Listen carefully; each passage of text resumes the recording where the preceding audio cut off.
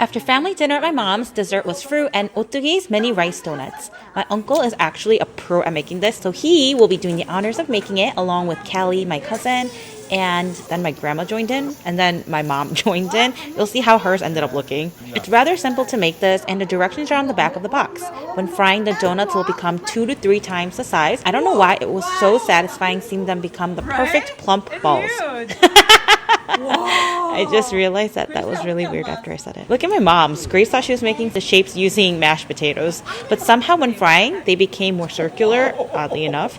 I really think these donuts are fail-proof. Sprinkle on sugar, and we enjoyed it with some Haagen-Dazs ice cream. It was sticky and so light and fluffy. It was family approved. Unya, is it good?